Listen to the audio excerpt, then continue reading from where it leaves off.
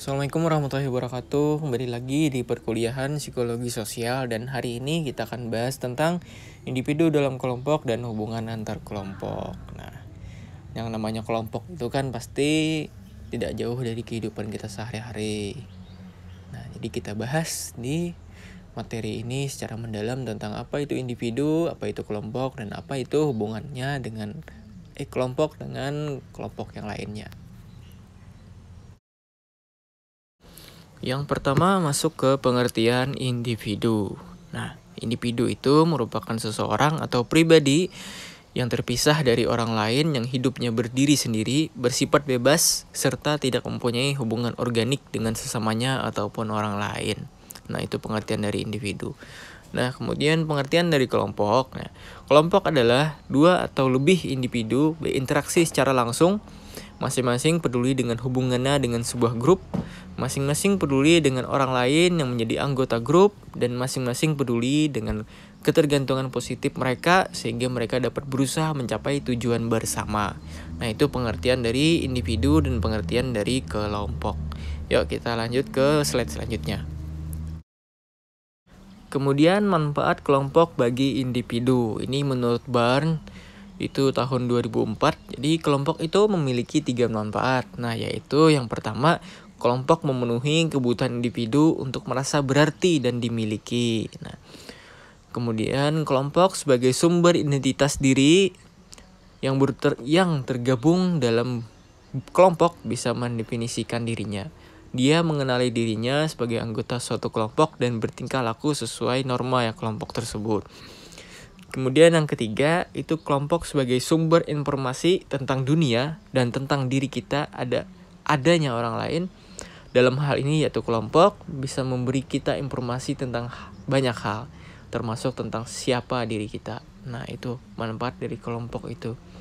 Jadi kelompok tuh yang pertama tadi memenuhi kebutuhan individu untuk merasa berarti. Jadi ketika individu itu di dalam kelompok, dia akan merasa dia ini berarti, atau maksudnya dia itu berguna untuk orang lain. Dan dia diibaratkan itu seperti orang yang dibutuhkan oleh orang lain. Nah, kemudian kelompok sebagai sumber identitas diri. Nah, jadi kan dia mengenali dirinya sebagai anggota suatu kelompok dan bertingkah laku sesuai norma dalam kelompok. Jadi identitas kayak seperti geng-geng itu kan. Nah, itu identitas dirinya. Kemudian kelompok sebagai sumber informasi tentang dunia dan tentang diri kita, adanya orang lain. Nah, intinya kan ketika kita berkelompok, kita dapat pengetahuan-pengetahuan baru, informasi-informasi baru. Kalau misalnya kita sendirian, kita belum tentu tahu informasi-informasi yang update sekarang. Nah, seperti itu.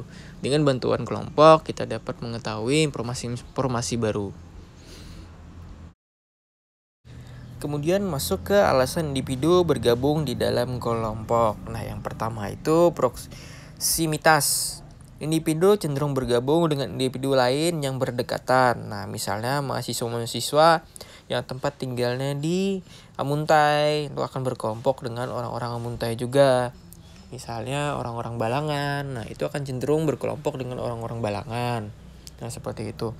Nah, kemudian ini kesamaan minat, sikap, atau keyakinan. Nah, individu-individu yang punya minat dan keyakinan yang sama cenderung berkelompok. Nah, misalnya para mahasiswa muslim bergabung dengan kelompok mahasiswa muslim juga. Nah, kemudian itu saling tergantung untuk mencapai suatu tujuan tertentu. Nah, adanya tujuan bersama menyebabkan individu bergabung dengan suatu kelompok. Nah, misalnya para mahasiswa yang ingin supaya harga BBM diturunkan akan bergabung dengan demonstrasi menentang keputusan pemerintah menaikkan harga BBM. Nah, yang kemarin itu kan yang baru-baru ini itu yang demo Omnibus Law. Nah, itu kan banyak mahasiswa-mahasiswa yang melakukan demonstrasi untuk agar undang-undang tersebut tidak disahkan. Nah, itu contohnya yang lain. Kemudian dukungan timbal balik yang positif, mutual positive support, dan kenikmatan berafiliasi. Nah, kelompok bisa memberi dukungan yang positif kepada individu serta membuat individu merasa memiliki afiliasi. Nah, hal ini dapat menghindari individu dari kesepian. Nah, misalnya seorang mahasiswa yang tidak masuk kuliah akan memperoleh informasi tentang tugas dari teman sekelompoknya. Nah, itu. Kemudian dukungan emosional. Kelompok juga bisa memberi dukungan emosional untuk para anggotanya. Nah, misalnya seorang mahasiswa yang diputuskan oleh pacarnya akan dihibur-hibur oleh teman-temannya. Nah, agar bisa sejenak melupakan masalahnya. Nah, jadi kayak gitu. Jadi kelompok itu bisa menjadi dukungan emosional ketika ada teman kalian yang putus cinta, itu orangnya drop, males kuliah, males apa. Nah, akhirnya kan karena punya teman, nah temannya bisa memberikan support seperti itu. Nah, tapi temannya itu juga harus bijaksana. Kenapa?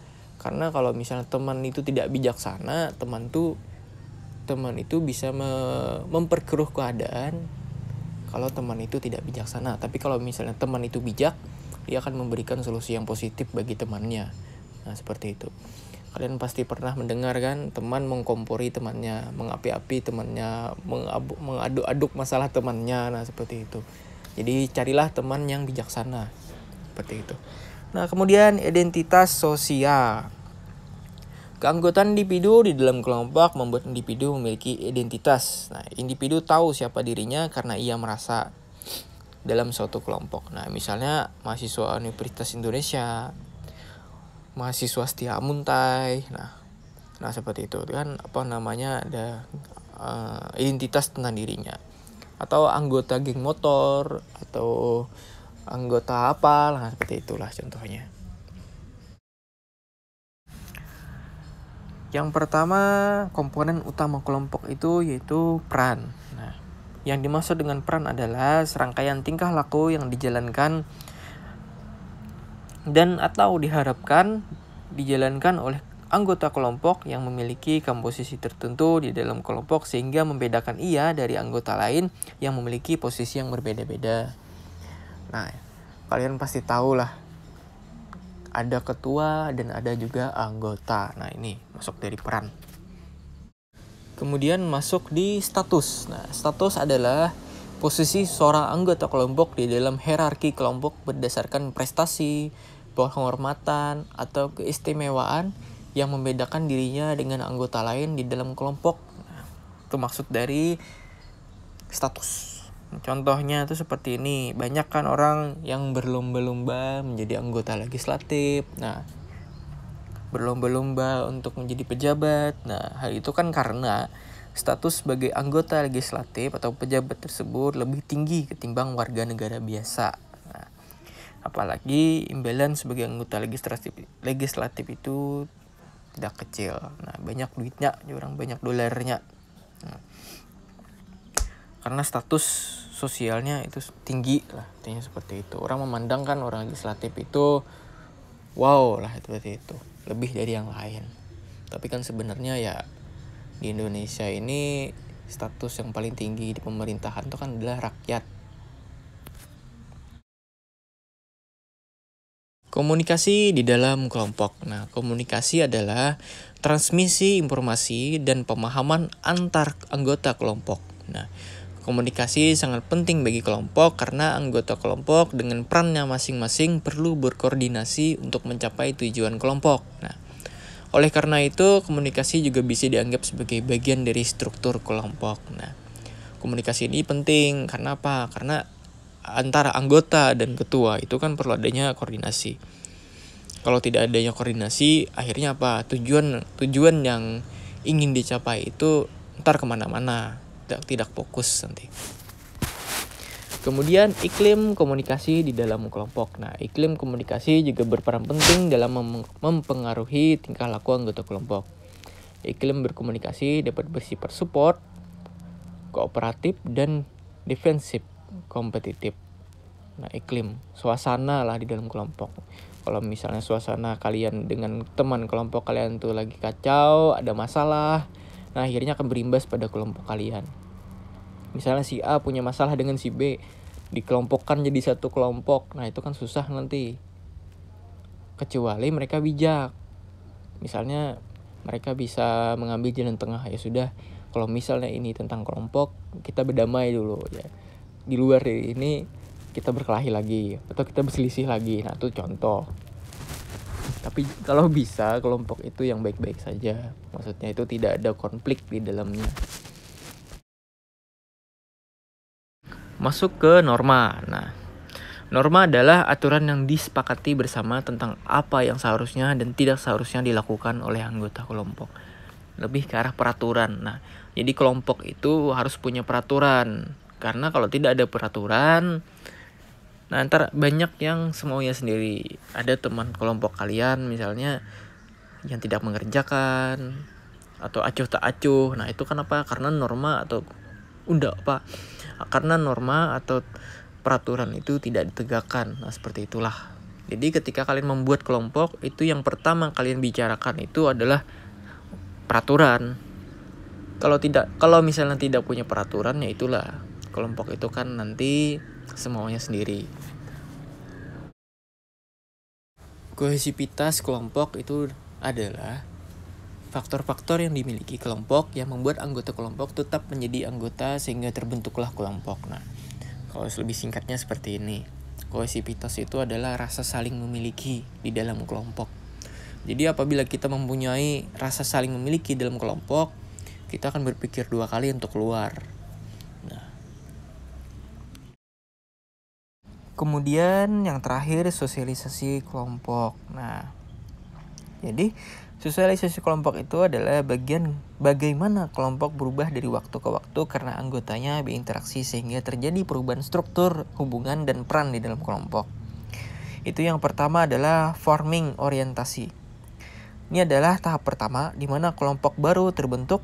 Partisipasi anggota kelompok masih sedikit dan tergantung pada pemimpin atau peraturan yang umum.